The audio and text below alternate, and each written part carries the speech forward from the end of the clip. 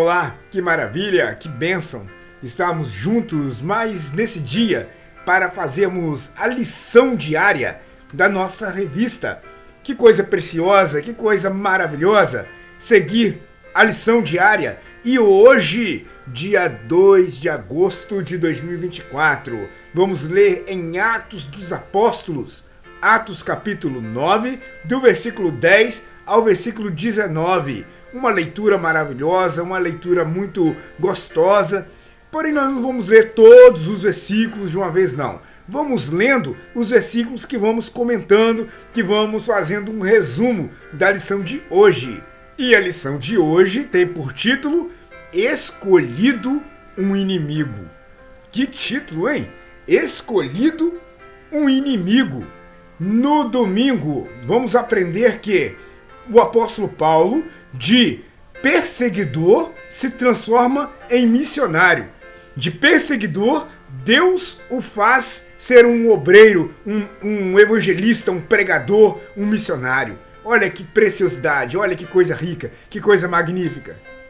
E hoje, na lição de hoje, vamos ver que o apóstolo Paulo, então, depois do encontro com Cristo, depois de ter tido a visão celestial, ter caído por terra, depois do apóstolo Paulo, então, ter se levantado cego, ele foi para a casa de um irmão, né? Sabemos que é Judas, e lá, então, ele recebe os primeiros atendimentos, né, com os discípulos, com os irmãos da igreja, que ele perseguia. Vou ler, então, a lição de hoje, Atos 9, a partir do versículo 10.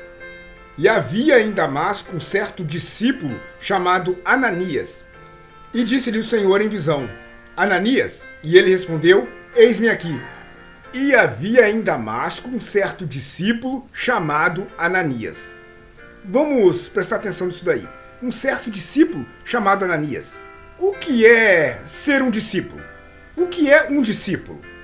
Discípulo, biblicamente, é aquele aluno, aquele aprendiz que ele está seguindo um mestre, seguindo a doutrina e o ensinamento de um mestre, que é o seu professor, que é o seu ensinador. E esse mestre, então, transfere ali todo o aprendizado, todo o conhecimento, transfere ali o que ele está ensinando, suas doutrinas, para aquele que está recebendo, que é o discípulo. E o discípulo agora tem compromisso de praticar, de agir conforme é ensinado para ele, conforme a doutrina é passada para ele pelo seu mestre. Vemos então Ananias como um discípulo. Havia então um discípulo, o Ananias. Ele era um discípulo. E nós? E você? É um discípulo do Senhor Jesus? Você é um aprendiz da doutrina do Senhor Jesus? E você então que ouve, que aprende, você então que recebe a doutrina do Mestre, Cristo, você então é um seguidor dele? Você então tem prazer em executar suas ordens, executar seus ensinamentos, suas doutrinas? Você é um seguidor? Você é um discípulo do Senhor Jesus? Biblicamente existe algumas características do discípulo. Aquele que é discípulo de Cristo, ele tem algumas características. Vamos citar aqui algumas dessas características. Porque em Mateus capítulo 10, no versículo 24, no versículo 25, nós vemos o Senhor Jesus falando que o discípulo não tem que ser mais que o seu Senhor. O discípulo, ele não tem que ser mais que o seu mestre. Não. Basta o discípulo ser como o seu mestre. Basta o discípulo ser como o seu Senhor. É claro, então, que o comportamento, o caminhar, o andar de um discípulo tem que ser condizente com o mestre. Tem que ser, então, compatível com a doutrina que ele recebe. Ele, então, tem que ser como o seu mestre. O discípulo, então, tem que andar, tem que caminhar, tem que agir, tem que falar de acordo, condizente, coerente com aquilo que é aprendido do seu mestre. Ele tem que ser como o seu mestre. Ele tem que ser igual. O padrão dele, o comportamento dele tem que ser igual o do mestre. Assim já vemos que não adianta querer ser discípulo de Cristo e seguir o padrão do mundo. Já dá para perceber que não funciona. Falar que é discípulo de Jesus, falar que é um aprendiz de Cristo, mas no dia a dia se comportar, andar, falar, fazer coisas, agir como o mundo. Não faz sentido. Se é discípulo de Cristo, já tem que ter uma repulsa aos padrões, aos dogmas do mundo, ao sistema mundano. tudo que o mundo acha normal, tudo que o mundo fala que é bom, tudo que o mundo fala que é legal, que pode. Não, o cristão que é discípulo de Jesus, ele já tem que perceber então que ele tem que agir, que ele tem que se portar de forma condizente com Cristo, que doutrina ele, que fala com ele, que ensina ele. E não de acordo com as modas do mundo. Você gosta de seguir a moda do mundo? Tudo que o mundo fala que é bonito, tudo que o mundo fala que é normal, que é legal, você age, você se porta de acordo com o sistema do mundo, de acordo com o padrão mundano ou de acordo com o que Cristo ensina? Nós não temos que nos conformar igual o padrão do mundo. Então, ser discípulo de Jesus implica não ser seguidor de padrão e sistema mundano. Ser seguidor de Jesus, ser discípulo de Cristo, é ser como Cristo. Cristo se importava em comemorar comemorações pagãs? Por acaso você vê Cristo adotando métodos e padrões mundanos no estilo de vida dele? Portanto, o discípulo tem que ser como o seu Senhor. O discípulo tem que ser como o seu mestre. Não pode se adaptar, não pode entrar no clima do mundo. Não. O estilo de vida do crente é um estilo de vida pautado na palavra. E o crente, então, tem compromisso e responsabilidade em andar de acordo com o que Cristo ensina, de acordo com a doutrina que ele aprende do seu mestre, de Cristo. Vamos ver aqui algumas características do crente. O amor. Em João capítulo 13, no versículo 35, Jesus fala: nisso saberão, nisso mundo, as pessoas conhecerão que vocês são meus discípulos, se vocês amar uns aos outros. O Senhor Jesus então coloca um diferencial, coloca então uma marca no crente, no discípulo dele, que é amar. Tá vendo só? Então ser discípulo é amar. Ananias era discípulo. Se Ananias era um discípulo, então ele aprendeu a seguir o padrão cristão, ele aprendeu a seguir o estilo de vida de Cristo, ele aprendeu que ele deve ser um seguidor da doutrina e dos ensinamentos de Jesus e não do mundo. E se Ananias é discípulo, outra coisa que ele então deve ter entendido: o amor. Ele tem que amar os irmãos. Outra característica, outro ponto importante que nós vemos em relação a ser um discípulo de Jesus é renunciar tudo.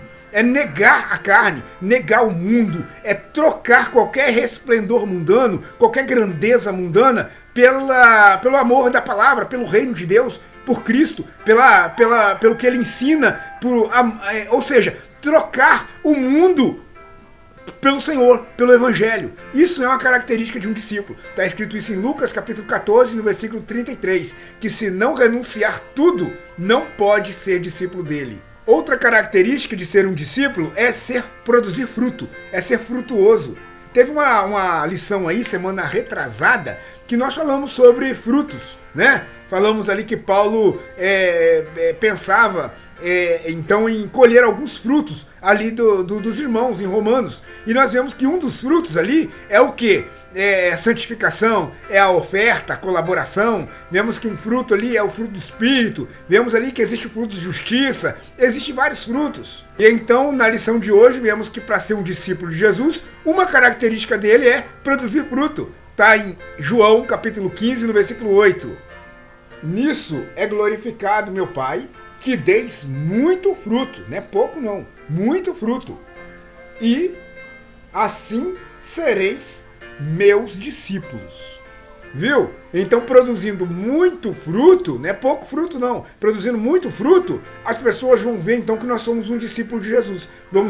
Vai ver então em nós característica de quem é um seguidor de Cristo, porque nós estamos produzindo fruto. Então, não produzir fruto quer dizer então que você não é um discípulo. Se você não renunciar ao mundo, à carne, os desejos, se você não renunciar ao resplendor do mundo pelo Evangelho, trocar qualquer coisa pelo reino de Deus, o reino de Deus em primeiro lugar, se você não trocar tudo por Cristo, então você também não tem uma característica de discípulo. Se você não ama os irmãos, se você não tem amor pela causa, amor pelo reino, amor pela família cristã, pela igreja, amor aos irmãos, então você também não é um discípulo. Ananias era um discípulo, então ele tinha aprendido essas coisas. Vamos prosseguir a nossa leitura. E disse o Senhor: levanta-te, vai à rua chamada direita e pergunta em casa de Judas por um homem de Tarso chamado Saulo, pois eis que ele está orando. Eu percebo aqui uma coisa importantíssima. uma característica já importantíssima no início da vida cristã de Paulo, a oração. Paulo estava orando. Vemos então que a oração estava ligada diretamente já à nova conversão de Saulo para Paulo. A oração já está ali impregnada na vida, no cotidiano diário do apóstolo. Vemos então que a oração é uma característica importantíssima na execução do ministério, é uma característica importantíssima na vida, no caminhar cristão. No livro de Atos dos Apóstolos, você vê lá no capítulo 1 lá, que os irmãos tinham a prática de oração e súplica. É notável, a gente olhar lá no capítulo 1 de Atos, após a ascensão de Cristo, os discípulos reunidos e mantendo o hábito de oração e de súplica. Vemos no capítulo 2, no versículo 42, que os discípulos permaneciam unânimes no seguinte: na doutrina, na comunhão, no partir do pão e nas orações. Então vemos que é uma característica dos discípulos também a prática e a permanência na oração. No capítulo 3 de Atos, no versículo 1, vemos Pedro e João subindo ao templo para fazer o quê? Na hora da oração. Foi ali então que foi feita ali a cura de um coxo, e através dessa cura desse coxo, os apóstolos foram presos. E o que a gente observa já no capítulo 4? Já observamos a igreja ali orando, e quando a igreja orava, o chão tremia. Vemos então também posteriormente, na escolha dos diáconos, a oração é uma coisa ligada diretamente ali aos apóstolos, aos discípulos. Nós vemos ali no capítulo 6, verso 4 de Atos, que os apóstolos falaram: nós vamos nos manter em oração e na palavra. Na oração e no ministério da palavra. Vemos então que o ministério dos apóstolos, vemos então que o trabalho cristão, vemos aí então que a obra cristã, ela não acontece sem a oração presente, sem a oração fazendo parte do corpo de Cristo, sem a oração fazendo parte dos cristãos. A oração está diretamente ligada na prática do ministério e no cumprimento do ministério. Paulo então estava ali orando. Não sabemos quais eram as palavras dele, não sabemos o que ele orava, o que ele falava. Nós vemos ali a oração já ligada na vida do apóstolo Paulo. E assim a gente tem uma grande conclusão então, que sem oração nós não temos resultados. Sem oração é sem resultados. A oração tem que estar presente na vida da igreja. A oração tem que ser uma característica do cristão, do discípulo, tem que ser uma característica do novo convertido, tem que ser uma característica do trabalhador, do missionário, tem que ser a característica do crente. Sem oração, não tem como nós vermos grandes coisas, não tem como nós vermos grandes resultados. Jesus falou: vigie e orem. Ou seja, durante todo o tempo, vocês estejam vigiando, atentos, estejam apercebidos, estejam sóbrios, mas também sempre em oração. Esteja em oração em todo o tempo, orando em todo o tempo, com toda a oração e súplica. Aonde a gente quer chegar sem oração? É a pergunta que eu faço aqui para você. Aonde você pensa que vai chegar sem a prática da oração? E quando eu falo prática da oração, não é orar uma vez na semana, não. Quando eu falo a prática da oração, não é orar de vez em quando você lembrar, não. Aonde você pensa que vai conseguir chegar? Qual o resultado que você acha que terá na sua vida cristã, sem a prática da oração e sem o hábito diário de orar?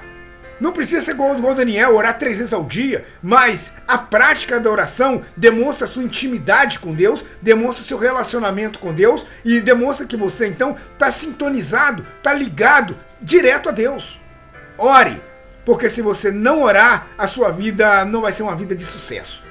No versículo agora 13, depois que Deus mandou ele ir na rua direita e procurar por Saulo, então o que vemos agora no versículo 13 é a resposta de Ananias. E respondeu Ananias: Senhor, de muitos ouvi acerca desse homem. Quantos males tem feito aos teus santos em Jerusalém? Agora nós vemos aqui o Ananias botando a dificuldade na missão que Deus deu a ele. Deus mandou ele ir lá em Damasco e procurar Saulo, porque ele estaria orando. Saulo já teria sido revelado já pelo Senhor que Ananias visitaria ele, que um irmão iria até o encontro dele. Ananias então, com medo, com temor, ele ali põe uma dificuldade, ele põe um problema para poder cumprir então essa missão que o Senhor deu a ele. Ele falou: Senhor, eu tenho ouvido muito desse homem, Saulo. Ele tem autorização dos sacerdotes para perseguir a igreja, para fazer males aos teus servos, fazer males aos teus santos. E ele está lá em Damasco com o objetivo de prender crente e até matar crente. E o Senhor está me mandando ir lá onde ele está. Ananias então olha o problema. Ele olha o fator dificultador. Ele olha que Saulo é um perseguidor, Saulo é um inimigo. E Deus agora está mandando ele ir atrás desse inimigo. A lição de hoje fala que foi escolhido um inimigo. A lição de hoje fala que o inimigo, o perseguidor, ele foi um escolhido, um vaso escolhido. Daqui a pouco nós vamos falar sobre vaso escolhido, sobre instrumento escolhido. O inimigo, o perseguidor, o Saulo, ele agora tinha um novo propósito. Agora o Senhor Deus tinha alcançado ele agora teria um novo objetivo de vida, que era para Ananias não temer, e era para Ananias ir, porque o inimigo que ele estava com medo de ir lá, não era mais inimigo, agora já era um convertido, agora ele já era da família cristã. Daqui a pouco nós vamos ler, Ananias então chama ele de irmão, Saulo irmão, que agora o inimigo não é mais inimigo, agora ele é um irmão, é um convertido, agora ele faz parte do grupo da igreja, agora ele faz parte do grupo dos escolhidos que vão morar no céu. Saulo agora, Paulo, ele seria agora um pregador, seria agora um evangelizador, um grande servo de Deus. Um ponto muito importante que eu estava analisando é o seguinte, irmãos, vocês perceberam? Ele pegou o caminho de Jerusalém para Damasco. E ele seguia este caminho. Ele seguia este caminho para perseguir. Ele seguia este caminho para fazer mal. Agora vemos Ananias tendo que ir na rua chamada direita, em Damasco. E agora o inimigo, Saulo agora, é um escolhido. Vamos ver agora daí para frente, Saulo também fazendo a mesma coisa. Seguindo agora vários caminhos, não só caminho de Jerusalém para Damasco, mas de Jerusalém para o mundo inteiro, de Jerusalém para os continentes todos, de Jerusalém para todas as cidades de gentios e judeus. Paulo agora seguindo, não para perseguir, mas agora para evangelizar. Paulo estava seguindo o caminho para perseguir, agora sim, ele vai seguir vários outros caminhos para levar o evangelho. E graças a Deus esse evangelho se espalhou, alcançou muitas pessoas, graças à disposição dele de seguir vários outros caminhos, várias outras estradas, levando o evangelho.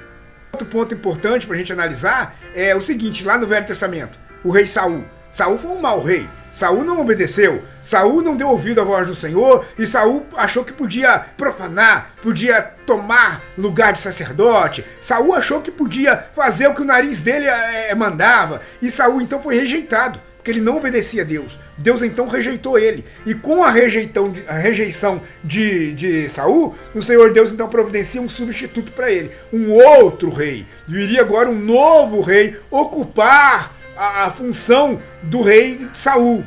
Outra coisa maravilhosa, Saulo aqui estava igual Saul. Saulo aqui perseguidor, inimigo, desobediente. Saulo aqui estava afastado, longe da graça de Deus. Saulo estava maligno, Saulo estava um homem mau. E agora ele estava se convertendo e iria visitá-lo Ananias para batizar ele, para orientar ele o novo passo, né, os novos passos cristãos dele, e agora não era mais Saul, agora ocuparia o espaço ali um novo rei na vida dele. Agora ele seria como o rei Davi, agindo, tomando o reino, e seria agora como Davi, obrando, porque o primeiro rei, Saulo, agora acabou. O primeiro rei, Saul, agora já foi. Agora é um novo homem agora no reinado. Agora é um novo homem agora de frente, na frente, no comando, né? Agora é Paulo, um irmão em Cristo, um novo convertido, agora não maligno, agora benigno. Agora não inimigo, agora um amigo, agora um irmão. Ananias põe dificuldade. Se a gente for parafrasear, usar a nossa própria palavra, quando o Senhor fala, vai lá na rua direita e procura por Saulo, porque ele está orando, ele se converteu, parece que Ananias até fala assim, impossível isso, como assim? Não acredito, ele é o cabeça dos inimigos, ele está de frente na guerra contra o crente, contra a igreja, e como assim ele se converteu? Impossível isso, impossível. Às vezes a gente acha, né, muita coisa impossível, meus irmãos, aos olhos de Deus é possível. a conversão de grandes personalidades, a conversão de grandes pessoas, parece impossível aos olhos humanos, mas para Deus é possível. Então ali parecia impossível um perseguidor, um inimigo se converter, mas o inimigo foi escolhido, como é o título da lição de hoje. O inimigo então ali foi selecionado como um vaso, como um instrumento para a obra de Deus. É possível sim, Ananias, pode acreditar, pode crer no que eu estou te falando. Ele se converteu sim, e vai lá. Disse-lhe porém o Senhor: vai, porque este é para mim um vaso escolhido, para levar o meu nome diante dos gentios, dos reis e dos filhos de Israel. Olha que coisa maravilhosa. Vai, vai. Ele pôs dificuldade, ele pôs empecilhos para cumprir, né, a vontade de Deus. Deus mandou ele ir, ele focou no problema, ele focou na dificuldade. Como ir lá se ele é o inimigo? Eu vou lá, ele vai me matar. Como que eu vou lá? Você está me mandando eu ir me encontrar com um matador de crente? Você está me mandando eu ir lá me encontrar exatamente com um perseguidor de crente? É isso? E ele ali estava botando um problema, botando uma dificuldade. Aí fica a pergunta: você põe dificuldade na missão que você recebe? Na obra que o Senhor Deus designa a você? Na missão que o Senhor Deus dá a você, outorga a você? Você põe dificuldade? Você faz reclamação, você critica, põe críticas, você questiona, você começa então a pôr empecilhos na missão que o Senhor Deus te dá para você fazer? Geralmente a gente põe dificuldade. Geralmente a gente olha o tempo e fala: vai chover. Não vou nesse culto na casa dos irmãos não. Vai chover. Não vou na igreja não. Se chover, pode me molhar. Então você vai pôr dificuldade para não fazer a obra, para não ir na igreja, para não ir numa reunião na casa dos irmãos. Você vai pôr dificuldade no tempo, porque está chovendo. Então você também é desses? De pôr dificuldades, de pôr empecilhos para fazer a obra de Deus?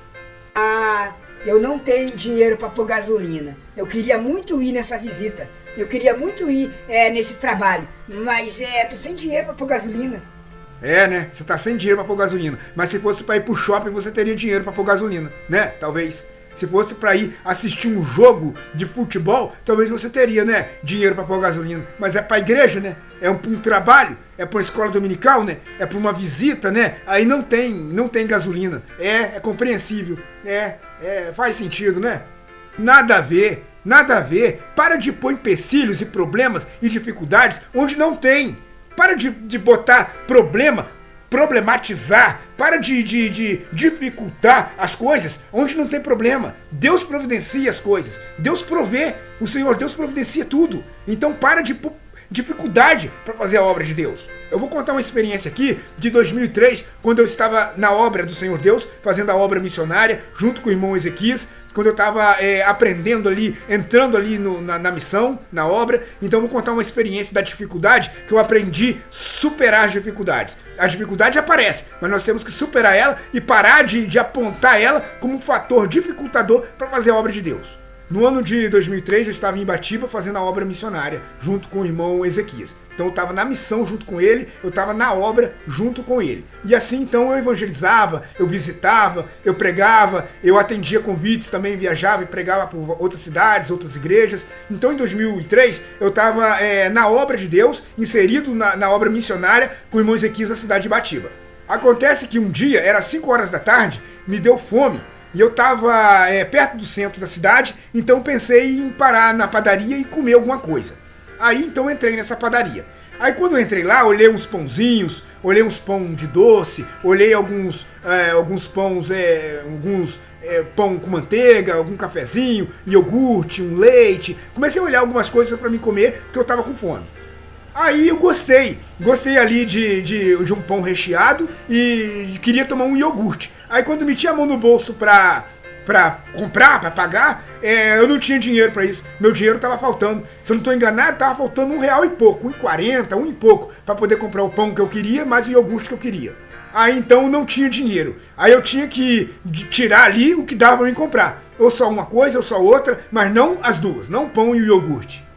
Aí me deu uma tristeza. Eu falei, poxa, saí de Cachoeiro, tava morando com a minha mãe lá, com a fartura dentro de casa lá, uma mesa farta, tanta coisa para comer, e eu vim para a obra de Deus, vim para a obra missionária, e hoje estou aqui, não sou digno de comer um pão com iogurte. Isso me emociona, irmãos, falando, peço desculpa, porque eu lembro disso, parece que foi ontem. Eu me achando sem condições de comer um pão com iogurte. E eu na missão, pregando o evangelho. Eu pregando para almas, pregando para as pessoas se converterem, para as pessoas irem para a igreja, pregando o evangelho, sendo missionário. E não era digno de comer um pão com iogurte, que me faltou o dinheiro. Aí eu triste com aquilo, saí da padaria. Saí então da padaria, não podia comer o pão. Aí nisso que eu saía cabeça baixa, eu decretei que eu ia voltar para Cachoeiro e eu ia sair da missão. Eu decidi ali que eu ia sair da missão. Eu não ia continuar mais fazendo a obra missionária, eu não ia continuar mais servindo a Deus ali na obra, exclusivamente, integralmente, fazendo a obra de Deus missionária ali, pregando, evangelizando, visitando casas, porque se eu voltasse para Cachoeiro, eu ia ter uma vida normal. Eu ia estudar, eu ia trabalhar, fazer alguma coisinha, eu ia comer o que eu queria, porque não ia me faltar, supostamente, em Cachoeiro não ia me faltar comida, porque graças a Deus minha família é abençoada por Deus. Então eu iria sair da obra missionária e eu ia embora, porque ali eu estava para fazer a obra e depois eu não podia comer um pão com iogurte. Não tinha dinheiro para comer um pão com iogurte. Eu achei isso um absurdo e eu ia então voltar para Cachoeiro. Decidi que eu ia falar com o irmão Ezequias que eu não ia ficar na obra missionária mais não, que eu ia voltar para Cachoeiro. Aí enquanto eu caminhava, andava pensando nisso, um carro quase me atropelou. Um carro jogou assim pra cima de mim na calçada e eu tomei um susto, eu dei um pulo, porque apesar de tudo, tá com vontade de comer um pão e iogurte, não ter dinheiro pra comer o pão com iogurte, tava me faltando dinheiro e ainda um carro quase me atropela. Nossa, aquilo ali aí que me aborreceu mais ainda. Aí, sabe o que aconteceu? Esse carro era um irmão, o irmão Paulo. O irmão Paulo me dando um susto. Paulo Miguel. Um abraço, irmão Paulo Miguel. Se você ver esse vídeo, manda um abraço pra você. Saudades de você. Ele ele reuniu muito em Mutum, em Minas Gerais. Irmão Paulo, Paulo Miguel. E ele então, era ele que estava no volante desse Fiat Uno. Então ele me deu um susto, ele fez assim só para brincar comigo, me dar um susto, né? Eu não sabia que era ele, mas era ele, aí ele riu, porque ele conseguiu me dar o susto que ele queria, né? Ele riu e tal, aí beleza, ele me encontrou ali e falou: Júnior, eu tava te procurando. Eu falei: você tava me procurando? Porque tem uma visita pra gente fazer ali, a pessoa já tá esperando. Ela tá esperando já a gente ali pra fazer a visita. Eu tava te procurando pra te buscar, pra ir lá pregar pra ela. Aí eu pensei assim, eu com vontade de comer um pão. E o irmão me chamando pra fazer a visita. Eu com vontade de comer um pão. Aí falei, tudo bem, vamos lá. Aí então eu entrei no carro do irmão Paulo para ir fazer visita à mulher, né, que era cliente dele. Ele vendia pro comérciozinho dela, então ele conheceu ela, e ele então é aquele que não tinha um dom de pregar, de evangelizar, mas ele levava quem tinha para pregar. Então eu entrei no carro dele e fui para casa dessa mulher, para o comércio dela, para fazer a visita a ela. Aí antes de sair ele parou o carro em frente da exata padaria. E falou assim: Júnior, antes de fazer a visita, vamos comer, porque é melhor a gente forrar o nosso estômago, então a gente não sabe até que horas nós vamos ficar lá, então vamos comer antes de fazer essa visita? Aí eu falei: é bom, irmão Paulo, vamos sim. Aí chegando nessa padaria, ele olhou lá pro balcão onde estavam as coisas, os biscoitos, os pães, os iogurte, ele olhou para tudo e falou assim comigo: Júnior, pode escolher qualquer coisa aí? Que tá por minha conta, eu pago, pode comprar qualquer coisa, e se você quiser levar também. E o irmão Paulo olhou e falou pra mim comprar o que eu queria. Eu fui exatamente no pão que me faltou dinheiro pra comprar. Fui exatamente no iogurte que me faltou R$1,40 pra me comprar. Comprei, comi, forrei meu estômago. Então, vamos fazer a visita à mulher que o Paulo falou. Irmãos, nesse dia, ela se converteu. Renilda, o nome dela era Renilda. Ela se converteu com mensagem, aceitou Cristo. E ela disse: eu tenho uma irmã que eu quero que vocês preguem para ela também. Ela tá doente, ela tá com câncer. Eu queria que vocês também, o mesmo que vocês falaram aqui na minha casa, eu queria que vocês falassem com a minha irmã também. Aí nós fomos na casa da irmã dela, a Renilda, da irmã da Renilda, e pregamos para a irmã dela também. Ela estava com câncer já bem avançado, ela também ouviu o evangelho, ouviu a palavra de salvação, ela também creu no Senhor Jesus e se converteu. Eu peço perdão por estar me emocionando, porque eu queria contar esse caso, mas é difícil falar da obra missionária sem se emocionar, porque a gente vê Deus agindo.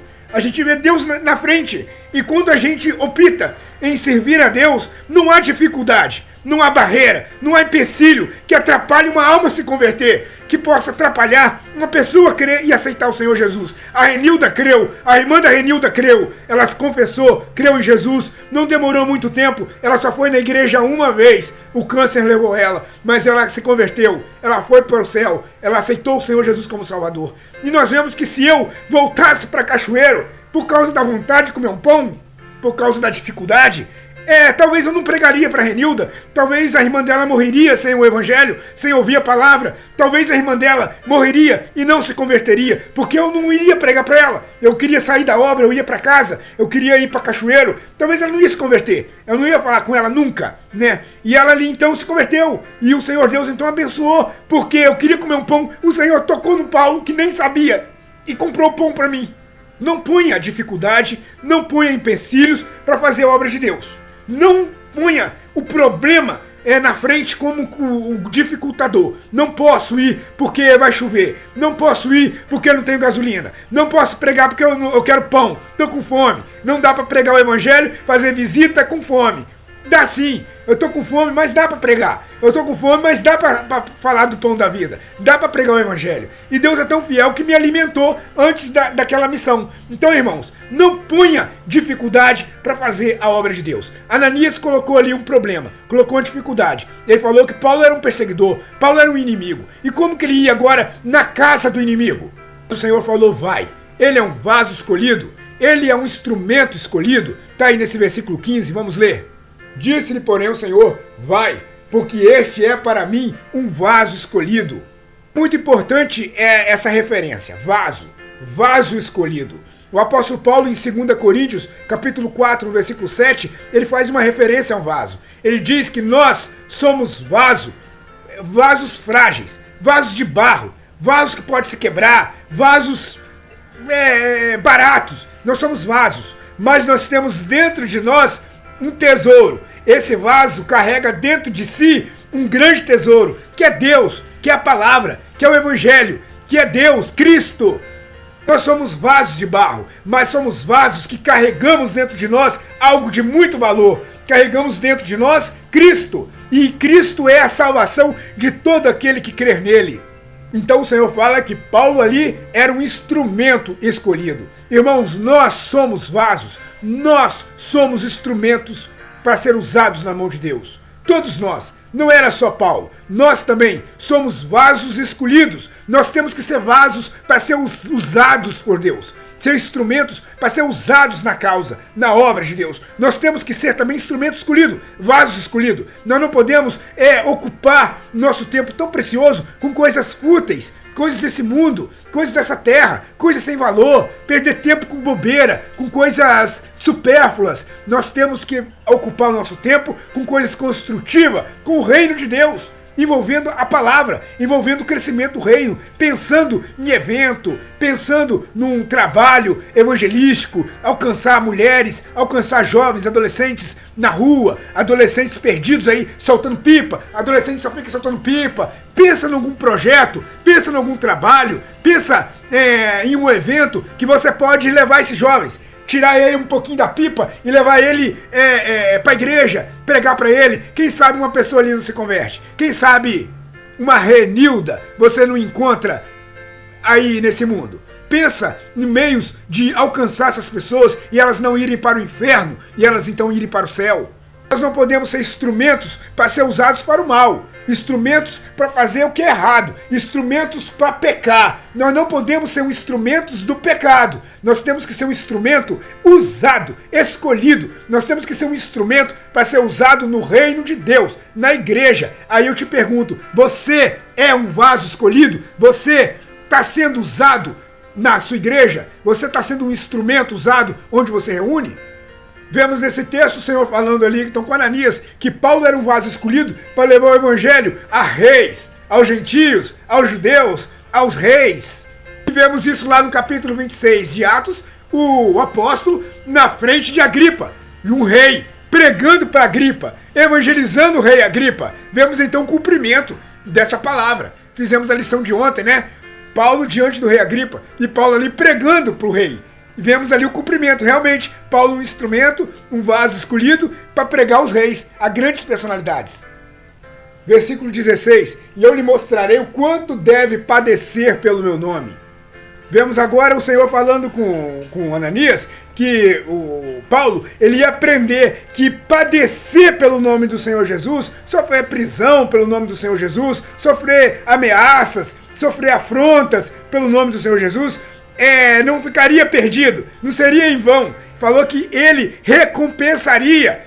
O apóstolo Paulo escreveu lá em Timóteo, no capítulo 2, no versículo 12, o seguinte, que se sofrermos, com ele nós reinaremos. Então, se sofrer por ele, se padecer por ele, nós vamos ser galardoados, nós vamos reinar com ele.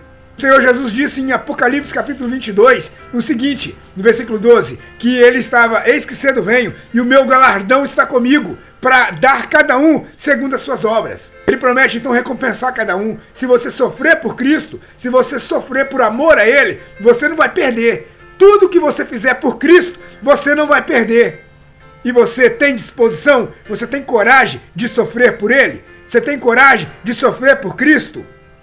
Ananias então obedece. Quando Deus fala isso com Ananias, Ananias então ouve e obedece. E vai até onde está Paulo. Ananias então obedece e vai ao encontro de Paulo. Olha que coisa importante. A obediência de Ananias. Será que nós também obedecemos? A gente coloca aí vários problemas na frente para falar que não tem como obedecer a ordem do Senhor. E Ananias então mostrou que ele não era assim. Que por mais que ele pôs a dificuldade, mas ele acreditou em Deus, ele confiou em Deus e foi.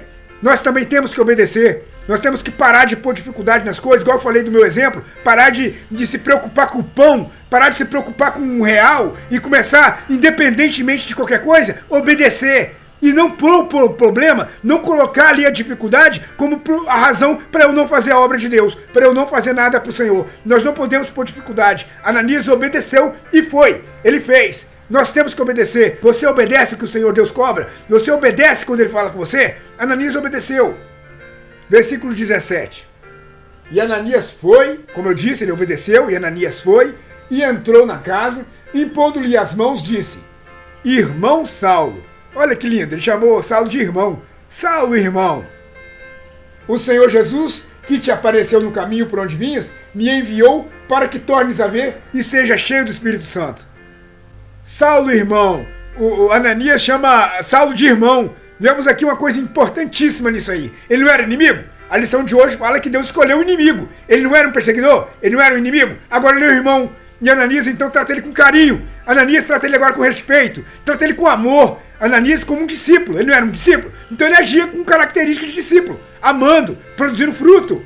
Né? Como eu falei no início. Ele agia como um discípulo. É nós que não agimos. Nós que falamos que somos discípulos, mas não queremos ter essa característica de um. Mas Ananias tinha características de um discípulo. E ele então foi lá e tratou Saulo com amor, com carinho, tratou Saulo ali com respeito e disse, Saulo, irmão, olha que coisa maravilhosa, Saulo agora é irmão, é membro da família cristã, agora ele é um novo convertido, agora ele faz parte da igreja, agora ele faz parte do corpo, ele é um irmão.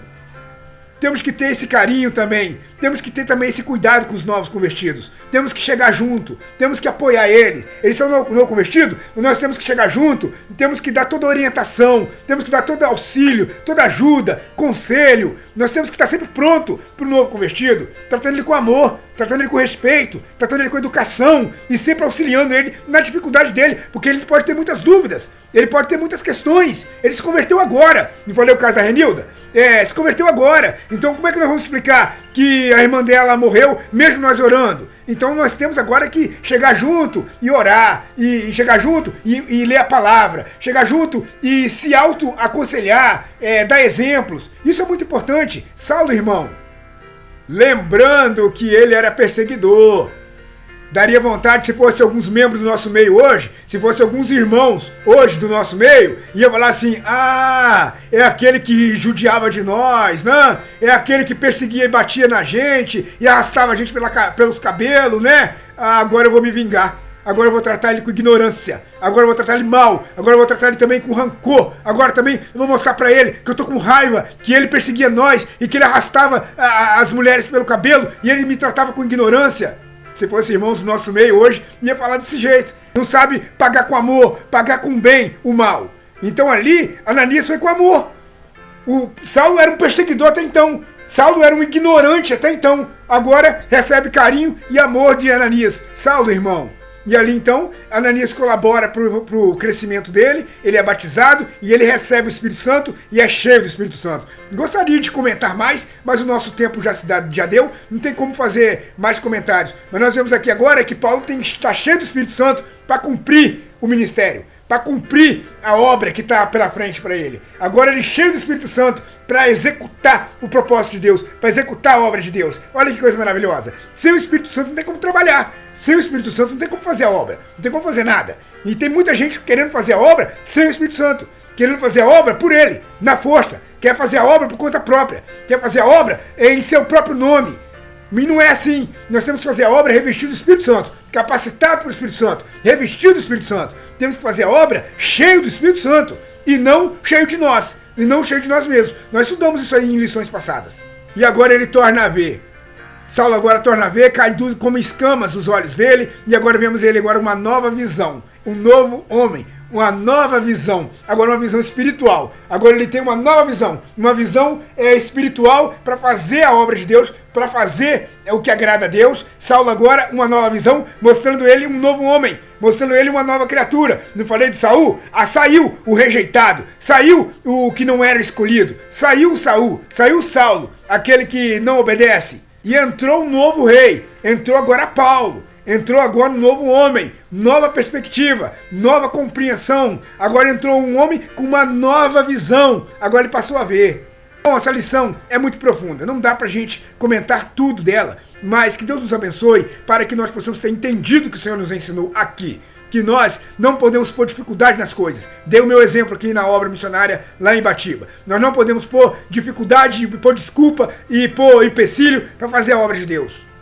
Aprendemos aqui que o inimigo, o perseguidor, ele se converte. Então não há impossível para Deus. É possível o nosso irmão se converter, o nosso parente se converter, é possível o nosso amigo do trabalho se converter, é possível o nosso patrão se converter, é possível. Só temos que pregar para ele, temos que orar e pregar o evangelho. Mas que é possível qualquer homem se converter, independente da classe social dele, independente de quem ele seja, é possível.